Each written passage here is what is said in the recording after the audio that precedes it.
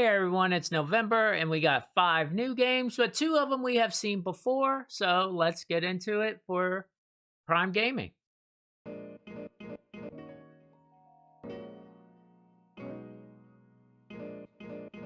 First up, we have Etherborn, which was available in April of 2020. I have the link to the review here, but to sum it up with the same video, this is a puzzle game that was available on all consoles and came out in 2019. Metacritic score 69 and $17. And I always consider this part of that art game.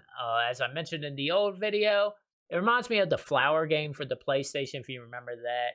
The highlight here is the puzzles. The puzzles were crazy. They were kind of gravity-based, where you go up these ramps and shift your view, and you can access different areas depending on what side of the world you were on. And that was the real highlight. Obviously, the story was not the main focus here. And it was a relatively short game, but I highly recommend this as a download. The pro here is the puzzle part. That is the core of the game, and that's what's really important. It had faults everywhere else, but the puzzle was really good. And the con, it's an artsy game, so it's going to be a little weird. Now we are going way back into my archives to May 2019, where Whispering Willows was released for Prime Gaming. And we see its return this month as well. Very interesting game that came out in 2014. Metacritic score of 63. Another short 2-hour game. And this is classified as an adventure horror game. And the only horror here is you play as a ghost and there's ghost spiders. But nothing's really scary here. I'd like the graphics between the characters. The ghost mode was kind of cool and did some cool puzzles. Lost interest in the story. You're kind of trying to save these ghosts. And a lot of the story is based in notes that I just got tired of reading. Not much really going on. It isn't an action adventure game at all. I died. I remember the main complaint after watching the video was the ghost spiders that you couldn't really see when you were in human form. So they could kill you at any time, which was weird. So I said, and not for this. The pro here, it is a little cool. Similar point to click is how I consider it, but you're kind of walking around. The main con here is just the game didn't grab me. The story wasn't in depth. So now we're into the games that haven't been repeats and LucasArts. LucasArts. We have Indiana Jones and the Last Crusade. Got a Metacritic score of 65, 1989, $6 on Steam, and looking about 6 hours for a point-and-click game. And this came out before the Fate of Atlantis that I reviewed pretty recently. Since this is older, a lot of the complaints are going to come out of the dated graphics, the old interface, good old action bar there with a bunch of verbs. Sound was weird in this game because you would get some sound and then it was just nothing but maybe one sound effect. So it was a very quiet game. Again, old, so you're clicking around everywhere trying to figure out what to do. I did find it cool reading. There was like a scripture you had to translate, but in the digital copy, you just kind of go through it and nothing's really there. It's kind of weird. It was like, we don't know what the top part says. It says this, and you're like, oh, what happened here? That was actually a copyright protection where you got a translation table with the floppy disk of the game. And if you like had a digital version or got a bootleg, that probably didn't come with it, and you would have been stuck at the game. So I thought that was kind of cool. I know this had nothing to do with the review, but I thought that was a cool little fact. I always like reading about the copy protections they did back in the day. Obviously, there was some faults into it because you can look up PDFs of the translation table today. But this game's just too old for me, so not a download. Pro here, LucasArts. If you're a fan, you're getting it. The con here, that old style point and click.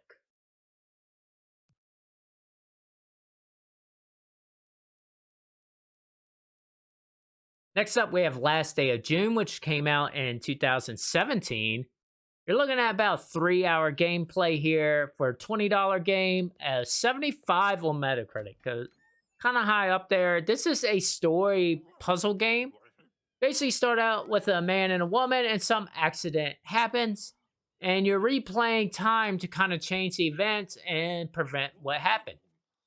The art style is amazing to me. It's a very simple, kind of reminds me back of the old school claymation animations where they had the weird faces. This is what this reminded me of, but I enjoyed the graphics and the look of this game. The puzzles weren't too crazy, and it was kind of cool interaction. This is heavily story driven, so it wasn't too intense. There is a lot of replaying to change outcomes. You'll make this one outcome, then you have to make a new one, but your previous one affected that story, so you have to go back and change it, which I like that mechanic a lot, but you do replay a lot of the sections between all the characters to replace everything. This story's just sad. I'm trying not to spoil it, but it's just sad. It's a sad story. It's pretty good, but it's a sad time. So this is a download. I like the art direction and a good length for the topic manner. I know that 3 hours is pretty short for a game, but this story does wear on you. So I think the 3 hours is very appropriate here. And that's what made it actually kind of good. The puzzles here, there was simple and there wasn't really much action. Again, this is very heavily story driven, so that'll be the con here if you were looking for something else. Lastly, we have WRC9. If you've been watching this video series we do here, we saw 7 and 8 actually come out free on Prime Gaming. So now we get 9, which came out in 2020. So pretty recent up-to-date version. 81 on Metacritic, so high scoring game for $30 and about 18 hours for the career mode. And this is a racing sim. If you remember my review of 8, mainly the changes you're going to see here is like sound and car handling. I had to even look up to see what changed because career looks exactly the same. I thought I was in the same menu. I even thought I played this one before until I did some of the career and realized, oh, I have different tracks, different style, little upgraded graphics, but nothing too crazy. With a controller, and I'll call that out, I didn't feel much of the difference, and I just felt like it was the same game, just the next year version, but I didn't feel a lot of improvement. I had to look up online to even figure out what the differences were, and a lot of people said they focus a lot on the steering wheel. So if I played with my steering wheel, I think I would have told a difference a lot more, but if you had a controller, you're not going to see much of this. It's just like the next year version. And this is a pretty good simulator game, and you can make adjustments to make it more arcadey, so you can have a beginner mode. And like all the other rally games I've been reviewing on here, I would recommend this as a download.